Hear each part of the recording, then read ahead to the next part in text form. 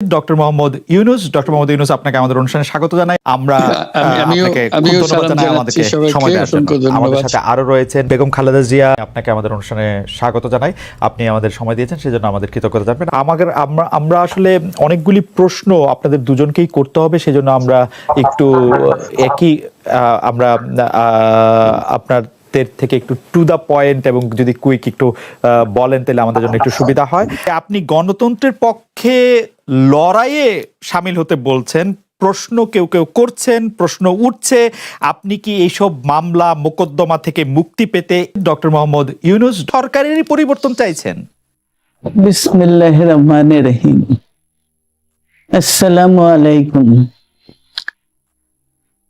দীর্ঘদিন অসুস্থ থাকার পর আপনাদের সামনে কথা বলতে পারার জন্য আল্লাহর কাছে শুকরিয়া আদায় করছি।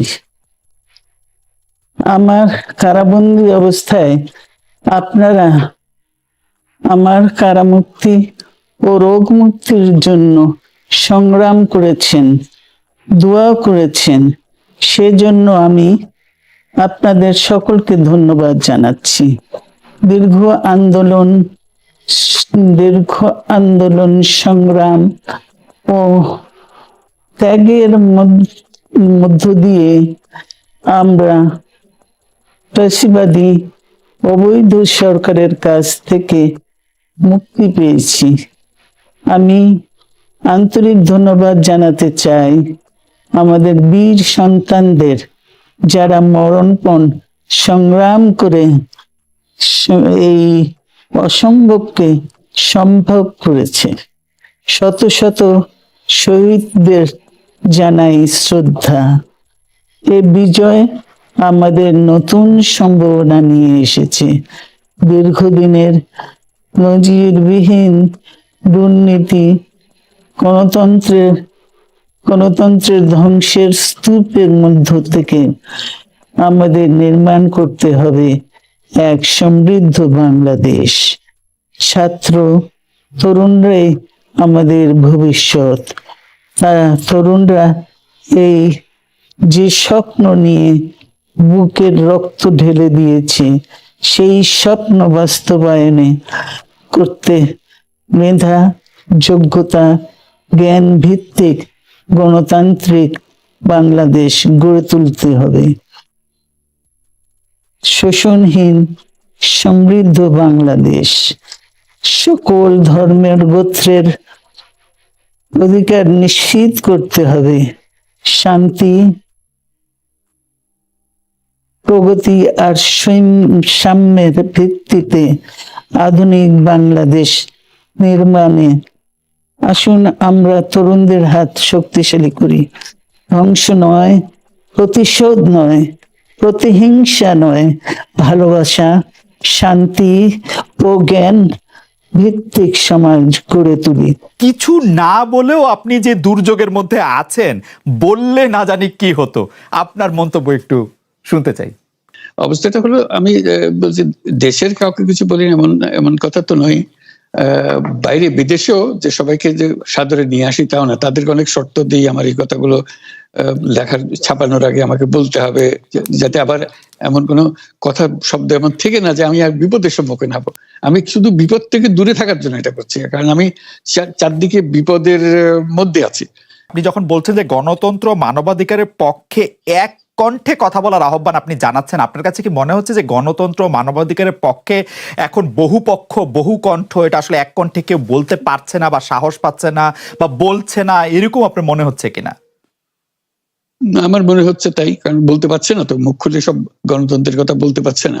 কাজে সেটা বলা, এক বাক্যে বলা, পরিষ্কার কণ্ঠে বলা, এটা আমাদের সবার দায়িত্ব, তো জাতীয় দায়িত্বটা, যে না হলে গণতন্ত্র বলে কিছু থাকবে না আমাদের জন্য। আদৌ গণতন্ত্র বলে কিছু থাকবে না। আপনাকে কি তিনি তার প্রতিদ্বন্দ্বী মনে করেন, নাকি সত্যি তার কাছে এমন কোনো তথ্য রয়েছে যে আপনার বিশাল কোনো রাজনৈতিক অভিলাষ রয়েছে? আপনি কি রাজনৈতিকভাবে তার প্রতিদ্বন্দ্বী হয়ে উঠছেন বলে তিনি আপনাকে অপছন্দ করছেন, না কি কারণে, আপনার কি মনে হয়? আমার মনে হয় উনি মনে করেন যে আমি দেশের সর্বোচ্চ ডাকু, সন্ত্রাসী, কিংবা আমি অপরাধী, আমি সেরা চোর এই জাতীয় জিনিস মনে করেন, কাজে সেগুলো ব্যাখ্যা করেন উনি তার মাকে, এমন সব কটু শব্দ ব্যবহার করেন যাতে মনে হয় যে আমার সম্বন্ধে তার ধারণা খুবই খারাপ।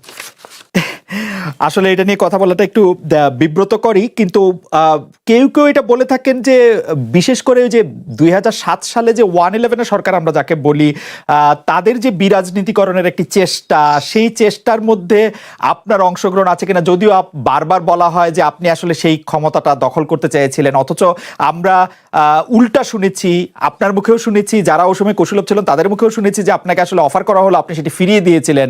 কিন্তু কেউ কেউ আবার বলে থাকেন আপনি একটা লম্বা সময়ের জন্য চেয়েছিলেন। এইটি কি একটা কোনো কারণ হতে পারে? এই ব্যাপারটিকে আমাদের দর্শকদের জন্য মানে বা ইয়েদের জন্য একটু আপনি পরিষ্কার করবেন যে আপনি আসলে রাষ্ট্রের সর্বোচ্চ ক্ষমতায় বা রাজনীতির জায়গায়, দেশ পরিচালনায়, সেগুলিতে আপনি আসলে আসতে চেয়েছিলেন কিনা, চান কিনা, বা ওই জায়গা থেকে। যদি চাইতাম খালেদ, যদি চাইতাম, তখন যখন মিলিটারি আমার বাসায় এসে বসে রইল সারা রাত আমাকে রাজি করানোর জন্য, আমি তো লুফে নিতাম। রাজি করানোর জন্য বসে থাকতে হবে কেন? আমি যদি ক্ষমতাই চাইতাম বলে আর চলেন চলেন, কি করতে, কি কোন জামাটা পড়তে হবে দেখিয়ে দেন, এখনই যাচ্ছি। আমি তো সেটা করিনি, তাদের সঙ্গে তর্ক করেছি, সারা রাত ধরে তর্ক করেছে যে না ভাই আমাকে দিয়েন না, আমি এই কাজের উপযুক্ত না, আপনারা অন্য লক্ষ্য যান। তারা আমার উপরে মন ঠিক করে ফেলেছে আমাকে নিতে হবে। আমি বারে বারে বলতেছি তাদেরকে, তারা নিরাশ হয়ে ফিরে গেল, বললো যে সকালবেলায় আবার আসবো, সকালবেলায় আসলে তখন আপনি আমাদেরকে বলেন যে রাজি আছেন। ঠিক আছে, তা না হলে তো আমি সঙ্গে সঙ্গে রাজি হয়ে যেতাম। কে ছাড়ে যাও আপনাকে, দেশের পুরো সরকারের প্রধান হবার জন্য আহ্বান জানাচ্ছে, বাংলাদেশে এরকম কয়জন মানুষ আছে বলবো যে না আমি এই দায়িত্ব গ্রহণ করব না? আমি তো করলাম সেটা। এখন আমার নামে বলা হচ্ছে 10 বছর চেয়ে, আমি বছর নিয়ে তো পুষ্টই উঠে না। তারপরে এরপরে তো কয় বছর কয় কাণ্ড, আমি 10 বছর দিয়ে কি করবোটা কি? আমি 10 বছর দিয়ে, আমি তো বলছি আমি এই কাজের জন্য নই। দেশে আমার দেশ পরিচালনা করা আমার দায়িত্ব না, আমার কাজ না, আমি জানি না এটা কিভাবে করতে হয়, আমি যেটা জানি সেটা করি। আপনার হাত দিয়ে যখন গ্রামীণ টেলিকমের প্রতিষ্ঠা হয়, তখন এর আয় থেকে আপনি গ্রামীণ ব্যাংকের সদস্যদের জন্য ব্যয় করার কথা বলেছিলেন বা ভেবেছিলেন। আপনি গ্রামীণ ব্যাংক থেকে চলে আসার সময় বা ওই আগে পরে আমরা দেখেছি যে সে আর্টিকেল অফ অ্যাসোসিয়েশনটা আসলে ওই একই রকম নয়, বদলানো হয়েছে। তো গ্রামীণ ব্যাংকের বা গ্রামীণ টেলিকমের এই বেনিফিশিয়ারি থেকে গ্রামীণ ব্যাংকের সদস্যদের আসলে বাদ কেন দেওয়া হয়েছে? মানে এইটার পিছনে কারণ কি? এখন গ্রামীণ টেলিকমের যে লভ্যাংশ তা কোন খাতে আসলে ব্যয় করা হয়, বা মানে যে আয়টা, মুনাফা, সেটি আসলে কিভাবে ব্যয় করা হয়? গ্রামীণ টেলিকম একটা স্বতন্ত্র প্রতিষ্ঠান। এটা কোম্পানিজ আইনের 28 সেকশন 28 দ্বারা সৃষ্ট। তার অর্থ হলো যে এটাকে আইনের ভাষায় বলে non dividend company, guaranteed by limited by guarantee. কাজে এটার কোনো মালিক নাই।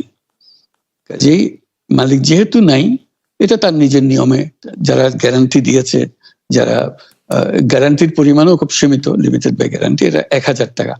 মানে যদি যত তোলপার হয়েও যায় কোম্পানিতে, বহু পাওনা থেকেও যায় লোকজনের, যারা এটার পরিচালনা পরিষদে আছে তাদের দায়িত্ব হবে 1000 টাকা পর্যন্ত, এর দায়ী থাকবে 1000 টাকা পর্যন্ত, এর বেশি তার দায়িত্ব থাকবে না। কাজে এত সহজ সরল একটা জিনিস। তো সেটাই হলো গ্রামীণ টেলিকম। গ্রামীণ টেলিকম তখন একবার বলেছিল যে তাদেরকে কিছু কিছু সহায়তা দেবে এটা উপায় অর্জনের কাছ থেকে। এটা তাদের নিজস্ব সিদ্ধান্ত, এটা কারো চাপারও সিদ্ধান্ত না। যে সিদ্ধান্ত, সেই সিদ্ধান্ত অনুসারে সেই সমস্ত যে পরিমাণ টাকা তারা বলেছিল দেবে, এখানে দিয়ে যাচ্ছে। এই পর্যন্ত 500 কোটি টাকার উপরে দেওয়া হয়েছে এই সাহায্য সহায়তা থেকে। কাজে ওইটা যে আমরা বা গ্রামীণ টেলিকম এটার থেকে পৃথক হয়ে গেছে, তার যে কথা দিয়েছিল, কথা পুরো, এটা একটা কথা দিয়েছিল, এটা পূরণ করছে না, এটা আইনগত কোনো বিষয় যে আইনে বাধ্য হতে আপনি দিতে বাধ্য হবেন, এরকম কিছু ছিল না। কাজে এই ধরনের বিষয়টা এই টেলিকমের বিষয়ে বলা। গ্রামীণ ব্যাংকের আপনি যখন মানে গ্রামীণ টেলিকমটা আপনি প্রতিষ্ঠা করেন, সেই সময়ে গ্রামীণ টেলিকমের সাথে গ্রামীণ ব্যাংকের সম্পর্কের যে বিধিমালা, সেই বিধি কি আপনি যখন চলে এসেছেন গ্রামীণ ব্যাংক থেকে সেটি পরিবর্তন করা হয়েছিল? তো সেই পরিবর্তনটি মানে পরিবর্তনটির জায়গাটা যদি আমাদের একটু পরিষ্কার করতেন। পরিবর্তন ছিল যে আগে এটা নমিনেট করতে পারতো গ্রামীণ ব্যাংক, চেয়ারম্যান পদের জন্য একজন লোক নমিনেট করতে পারতো। আমরা যেহেতু গ্রামীণ ব্যাংক থেকে আমাদেরকে সরিয়ে দেওয়া হয়েছে, তখন আমরা মনে করলাম যে এটা রাখার আর দরকার নাই। গ্রামীণ টেলিকম থেকে সেই পদটা আমরা পরিষ্কার করে দিয়েছি যে এখন এটা আর দরকার নাই। এইটুকুই পরিবর্তন হয়েছে। এটা ন্যায়সঙ্গতভাবে পরিবর্তন করার ধারা অনুযায়ী যা যা করতে হয় সেটা করা হয়েছে। এতে তার ইচ্ছা বা তার কর্তব্য, তার করণীয় যে অবজেক্টিভস আছে, কোথাও পরিবর্তন হয় নাই। এই ক্ষেত্রে আমাদের এই বিষয়ে আর কি এইটাই আমাদের আরেকটা প্রশ্ন, সেটা হচ্ছে যে গ্রামীণ টেলিকম কি গ্রামীণ ফোন থেকে প্রায় 37% লভ্যাংশ পায়, যে এবং যদি পায় 34% লভ্যাংশ পায়, সেই 34% লভ্যাংশের যে টাকাটা, সেই টাকাটা কোথায় বা কি উদ্দেশ্যে ব্যয় করা হয়? সেই সামাজিক ব্যবসায়, যেটি আসলে আপনার প্যাটেন্ট করা সোশ্যাল বিজনেস, সেটির কাঠামোটা আসলে কি বা সেটি কিভাবে আপনি করেন? সামাজিক ব্যবসা হলো এমন একটা নতুন ধরনের ব্যবসার চিন্তা, যেটা আমরা প্রমোট করছি, আমরা নিজেরা প্র্যাকটিস করছি। যেটা ব্যবসা মানে হলো মুনাফা করা, ব্যক্তিগত মুনাফা করা, এবং তার লক্ষ্য হলো সর্বোচ্চ মুনাফা করা। এটি হলো ইকোনমিক্স এর নিয়ম, যে সর্বোচ্চ মুনাফা যদি করি সবকিছু ঠিকঠাক মতো চলবে। আমরা বললাম যে এটা ভুল জিনিস, যে সর্বোচ্চ মুনাফার মধ্যে দিয়ে মানুষকে এক রকমের নেশাগ্রস্ত করেছে। এই মুনাফার নেশার মধ্যে তাকে ঢুকিয়ে দেওয়া হয়েছে। এই মানুষকে এই মুনাফার নেশাগ্রস্ত মানুষ হিসেবে এটা আমরা কল্পনা করতে পারি না। আমরা বলছি যে এটা মুনাফা সে করবে, সর্বোচ্চ মুনাফা করবে, কিন্তু অন্য ধরনের ব্যবসা আছে। ব্যবসা এখন শুধু এক প্রকারের ব্যবসা আছে, যে ব্যবসাতে শুধু মুনাফা সর্বোচ্চ করেন, এটাই হলো নির্দিষ্ট নিয়ম।